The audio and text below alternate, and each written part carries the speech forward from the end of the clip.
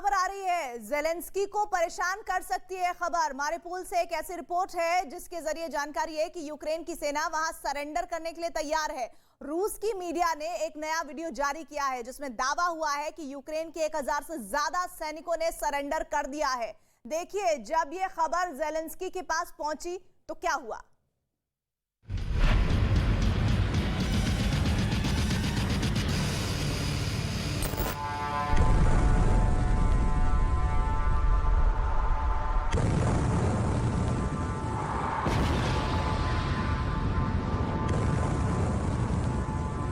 Mariupol का वीरान शहर इससे पहले अपना मुंह खोल पाता,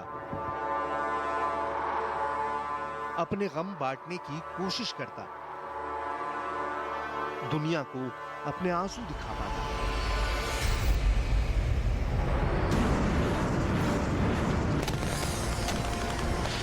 उससे पहले रूसी टैंकों ने टूटे बिखरे शहर को दहला दिया। पुतिन के टैंकों ने एक एक कर 9 धमाके किए।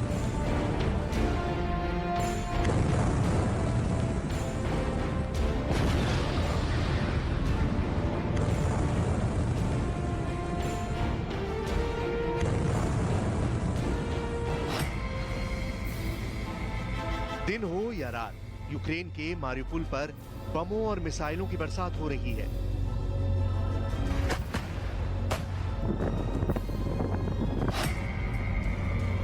मारियुपोल की जमीन कांप रही है, आसमान धुआं धुआं हो चुका है।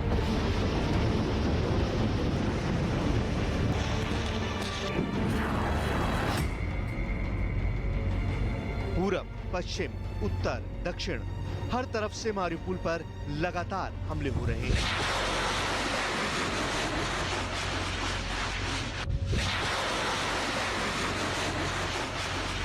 ये यूक्रेन का सबसे खतरनाक फ्रंट है। हर गली, हर सड़क पर युद्ध अपना तांडव दिखा रहा है। हर तरफ रूस के टैंक घूम रहे हैं। रूस ने जिस इरादे से यूक्रेन पर हमला किया था, अब रूस उससे बेहद करीब पहुंचता नजर आ रहा है।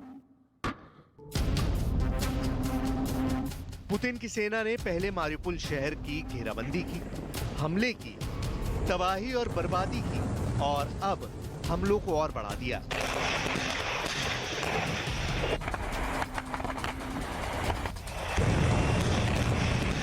यूक्रेन के कोने कोने में रूस बमों और मिसाइलों से हमला कर जल्द से जल्द कब्जा करने की कोशिश में जुटा है।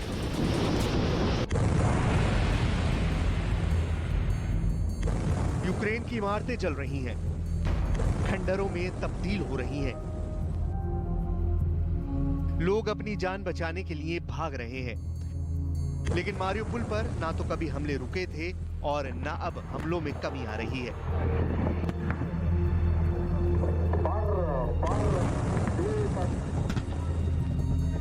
आसमान से ली गई इन तस्वीरों में शहर में हर जगह आग और धुआं ही नजर आ रहा है।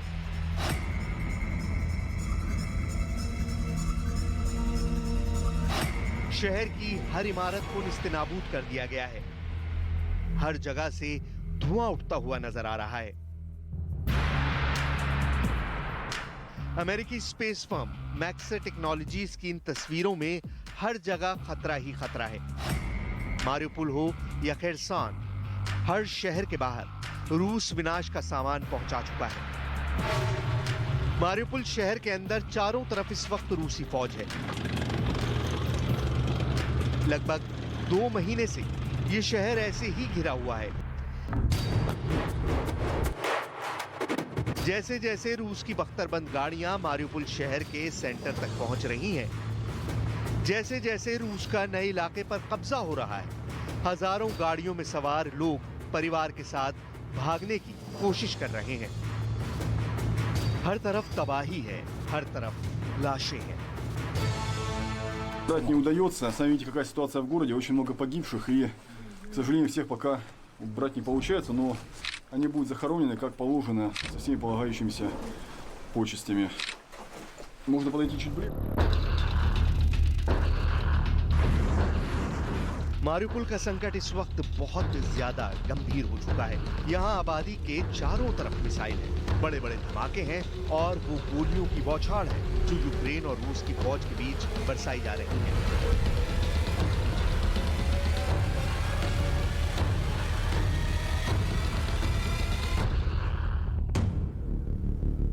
हजारों लोग मारियुपोल में मर चुके हैं, हजारों घायल हैं, लेकिन वो इतने किस्मत वाले नहीं। मारियुपोल तो नहीं, लेकिन बाकी यूक्रेन में जो लोग घायल हैं उनके इलाज के लिए नेटो मदद कर रहा है। इस युद्ध से मानवीय संकट कितना बड़ा पैदा हुआ है उसका अंदाजा लगाइए। यूक्रेन से करीब 50 लाख शरणार्थी इस वक्त यूरोप में आसपास के मुल्कों में पहुंचे हुए हैं। स्लोवाकिया में 3 लाख, हंगरी में 4 लाख, रोमानिया में 7 लाख, मोल्दोवा में 4 लाख, बेलारूस में 21,000 लोग पहुंचे हैं, जबकि रूस में यूक्रेन के 4.5 लाख लोग आसरा लिए हुए हैं, जो डॉनबास रीजन से ही भागकर वहां गए हैं। इस बीच पुतिन के वफादार चेचन कमांडर रमजान कादिरोव ने मारियुपोल में यूक्रेन मरीन के 1000 जवानों के सरेंडर का दावा किया। मारियुपोल को जीतने के लिए रमजान कादिरोव ने अपनी पूरी ताकत झोंक दी है। मारियुपोल पर कब्जा करने की सनक ऐसी है कि कादिरोव ने अपने सबसे खूंखार लड़ाकों को जंग में उतार दिया। करीब 1.5 महीने से जारी युद्ध में कादिरोव के लड़ाकों ने यूक्रेन की सेना के ऊपर ताबड़तोड़ हमले किए। दावा किया कि मारियुपोल के ज्यादातर हिस्सों पर उनका कब्जा हो गया। ऐसे में कादिरोव का दावा यूक्रेन के राष्ट्रपति ज़ेलेंस्की के माथे पर पसीना ला सकता है, क्योंकि कादिरोव ने दावा किया कि यूक्रेन के 1000 से ज्यादा सैनिकों ने चेचन फोर्स के आगे सरेंडर कर दिया। रूस समर्थक अलगाववादियों के नेता डेनिस पुशिलिन ने एक और दावा किया। पुशिलिन के मुताबिक पूर्वी यूक्रेन में अलगाववादी ताकतों ने मारियुपोल के बंदरगाह पर कब्जा कर लिया है।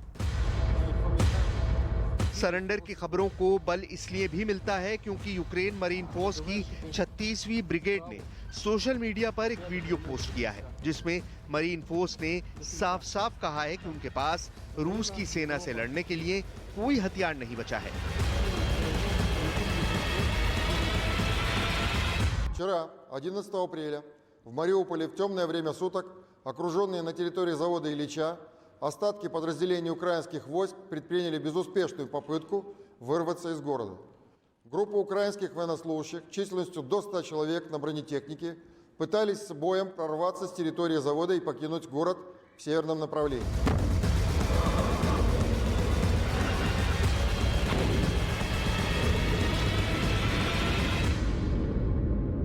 Ударами авиации и артиллерии данная попытка прорыва была сорвана. Уничтожено 3 украинских танка, 5 боевых машин пехоты, 7 автомобилей и до 50 человек личного состава. Еще 42 украинских военнослужащих добровольно сложили оружие и сдались в плен. मारियुपोल में भयानक संग्राम।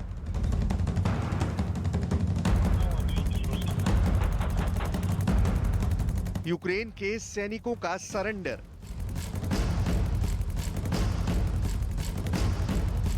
क्या घुटनों के बल आया यूक्रेन?